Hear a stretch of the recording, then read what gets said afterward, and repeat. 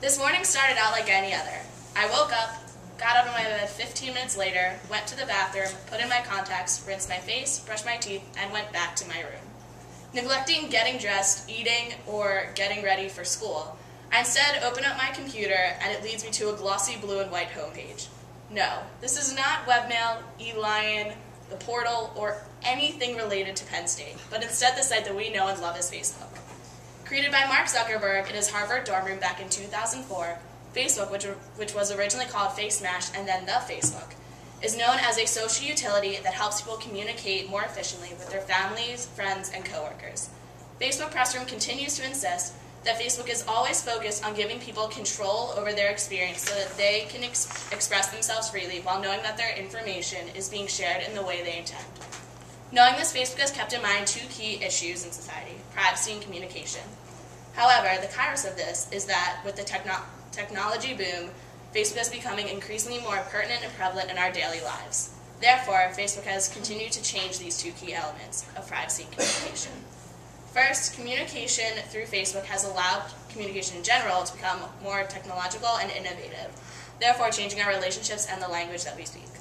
Statistically, Facebook has become a vital role in our lives. For example, there are 500 million active users, approximately, who interact with around 900 million objects on Facebook, such as profiles, groups, and events. And they create, on average, 90 pieces of content per month. Communication prior to this: how are people supposed to, who lived in long distances, communicate their messages? It was difficult for it was difficult for snail mail because a wall post is cheaper, and it is easier to deal with than a simple phone call. It is funny to think how dependent we have become on these wall posts and messages and everything related to Facebook. Verbally, Facebook has also changed the language that is acceptable for us to speak. For example, while taking a group picture, a friend insists, "I'll tag you in it." What? Are you talking about the game of tag? No, it's about sharing files, not tagging another person. Other hit phrases such as poking someone, defriending an enemy, starting a thread, or the trifecta, liking a post on someone's wall. What? 10 years ago, this is not it does not make sense in any way, shape, or form. However, Facebook has influenced not only what we say, but exactly how we say it and what messages we are trying to convey. On a more serious note, Facebook has changed the privacy that we are finding acceptable in our lives. In 2004, Facebook was solely meant for college students when it was created. 1 year later, high school and international networks were added, and in 2006, anyone could join. Facebook Pressroom insists that anyone can sign up for Facebook and interact with the people they know in a trusted environment. However, this trust can easily be falsified. In the 2010 True documentary, Catfish, it explores a relationship a man and a woman, Nev and Megan, build over Facebook. Their friendship starts off good until she sends him questionable YouTube videos of her singing. These YouTube videos were questionable because the people in the videos did not match up person to person. Therefore, once he became a little bit freaked out, he decided to make a journey to see her.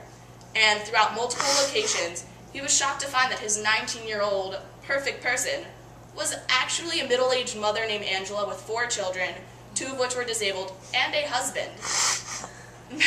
Megan was the oldest of the children. However, she did not really speak to the family anymore, and the youngest of them, Abby, claimed that she never saw her.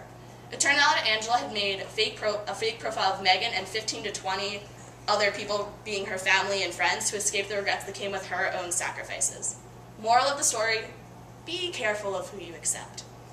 On a slightly lighter and kind of less creepy note, the YouTube video Facebook Breakup allows people to see what their significant other is doing on Facebook through the information provided. It starts off by saying, "Don't let Facebook mess up your relationship. It's just a website."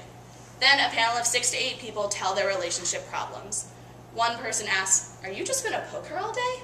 Another one insists, "How are you working overtime when you were tagged in Craig's birthday pictures?"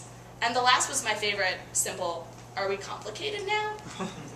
Even though this was casted in a humorous light, it still shows how Facebook is affecting relationships' privacy and disclosure, and therefore how they communicate with one another. Flashback 10 years ago. We, well, excluding her, were able to count our age on the little fingers that we had provided. Didn't have to use all of them. We relied on our parents to plan playdates by calling their friends' home phone numbers. The phrase "shake it like a Polaroid picture" was actually meant to shake a Polaroid picture for it to develop faster. We were able to recite the friends we had based off of memory, and no one else really mattered that much. Communication with others was for our viewing eyes only. Flash forward to the present. A simple "I miss you" wall post allows old friends to reconnect with one another and possibly reconvene. My 1,500 or so Facebook friends result from actual friends to mere acquaintances to people who I don't really actually like but are still titled as a friend. My approximate 2,500 tagged photos of me are my virtual album that I do not have to shake for it to develop faster. Others can see what I can communicate without me necessarily knowing. In conclusion, Facebook has changed our communication and privacy of people's lives everywhere, and the curse of it is that it is not vanishing soon, and it will only increase. Because most likely after class, you will check your profile to see if you have any notifications. Yay.